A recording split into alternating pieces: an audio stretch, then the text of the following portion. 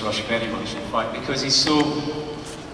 There's a wonderful kind of pragmatic quality about Rush that I really, really like. That it doesn't really matter what the end result is, as long as everything in terms of the ship is okay, as long as Destiny's okay, as long as the mission is okay, then everything's fine.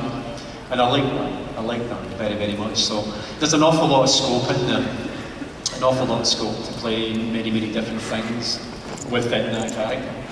It's just a joy to play with. There's a lot of people sort of argue about whether Rush is a bad guy or whether he has good intentions or not. We got a chance to learn a lot more about him as season 1 went on, and you in particular, you're interesting because you don't ask a lot of questions about what's coming up. You said you like to be surprised. You like to act in the moment. It's not about anticipation. What surprised you, if anything, as you were going along in season 1? Did anything sort of come out of nowhere and say, well, that was not what I was expecting? No, not really. I think for me, it's just the way I've always worked. That if you don't, the temptation a lot of the time, I think, when you're acting, is to play the end. You know, if there's something sort of slightly heroic in there, and towards the end of the piece, then the temptation is to play that heroic quality all the way through.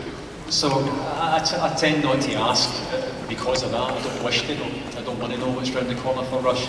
So you take every moment as it comes. It's a very, very flimsy thing to do, act some of the time.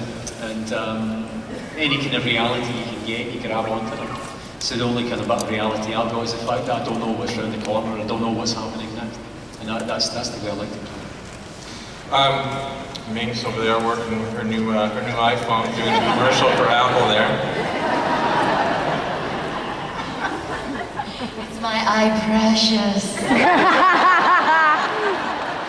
Precious. So Ming,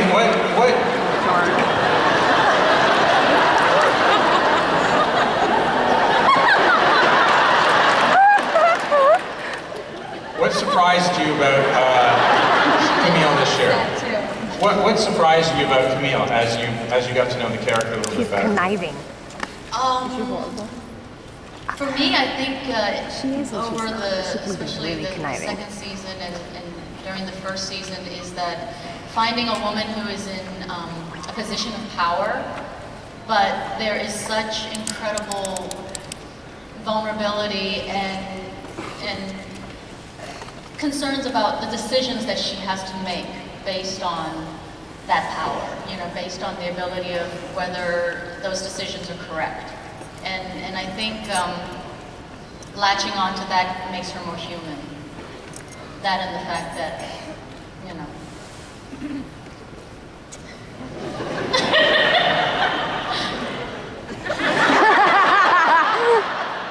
I'm sorry, what was the question, Robert?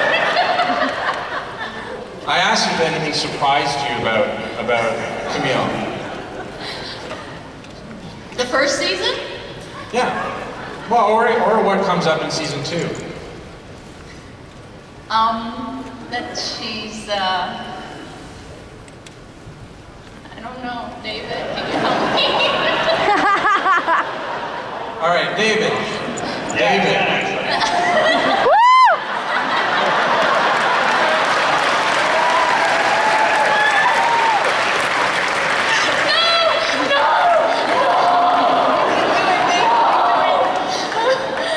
So David, towards the...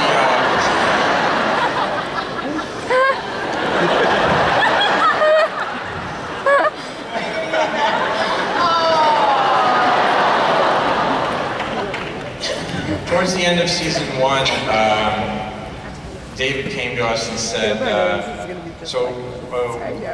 when is Eli going to get lucky? I said, how much more lucky can he get? He's flying around in a spaceship, exploring the universe. And you said, more lucky. More lucky. So actually, season 2, Eli does get to have a relationship. Woo! What was that like, David?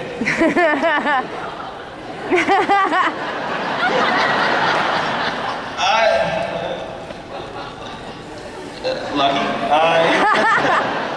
I really enjoyed. You know me. I hate spoilers too much, but I really like what you guys wrote. It's a really cool character, and it's a really cool arc. And nerds need love too.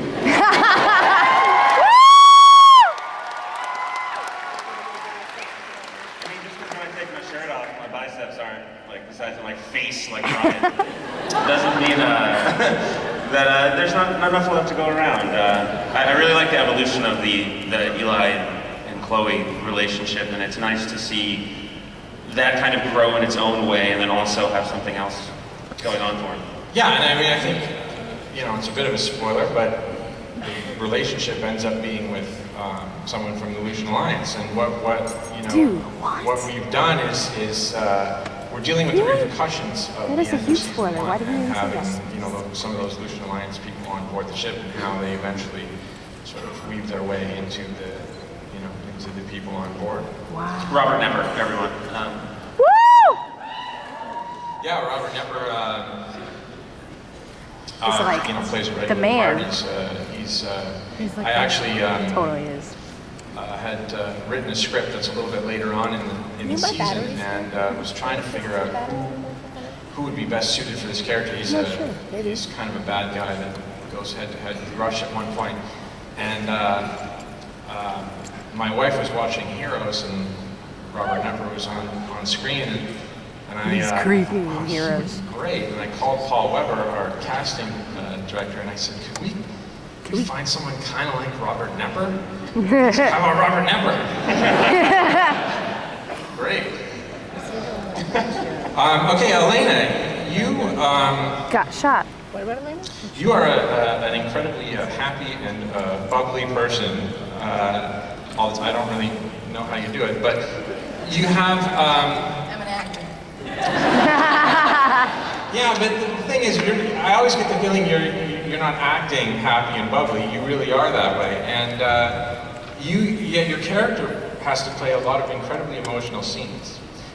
You know, how do you do that? How do you prepare for those types of scenes? It's the sort of thing that for me, I get to watch it close up, and you make it look incredibly easy. So, how do you do that? Like Robert was just saying, I really love to sort of be in the moment and not play the end result and not be too conscious of where it's going, but live in it. And I think that's what I love about TJ. I think she's got so many great opportunities to show her strength and also her vulnerability. And I myself have learned a lot from her, because I'm sort of the person, Elena, who's like, I got it, I can do it. And TJ's sort of the one that's like, I know I can, but I need help convincing myself. And so I've learned a lot from her and how to ask for help. And so I really enjoyed playing those moments. As far as preparing, work is kind of like a relax to me. I have 3 little kids, and they go everywhere with me. They're here with us now, and I think that deserves an applause, people.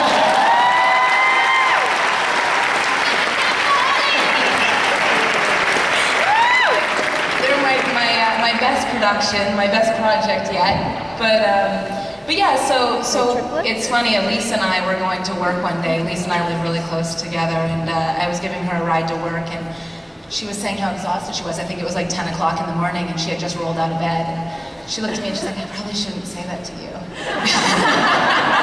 Because I had been up since 5 and done a few loads of laundry and was going to work. And so she made the comment, which I think is true, is work is sort of like a release and a refuge for me.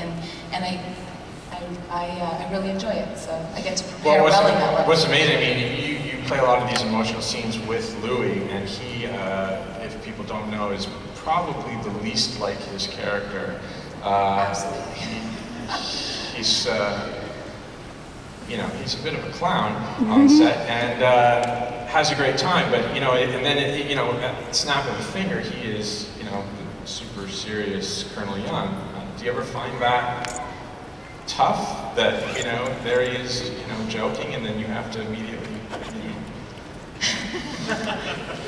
That's literally what happens. It's like cut, and he's like, and he's like, into character. But no, I don't find it difficult. I think there's this goes for all of the cast. There's such a great mood on set, and we all have a great deal of respect for the work and for each other, and I think it's a trickle down. I think the mood of the set is definitely set by your number one, which is Robert Carlyle here. So there's a great deal of respect for the work, but then there's a great spirit on our set with our cast and our crew, all the way up to the top, and producers and the writers, and so I don't know how to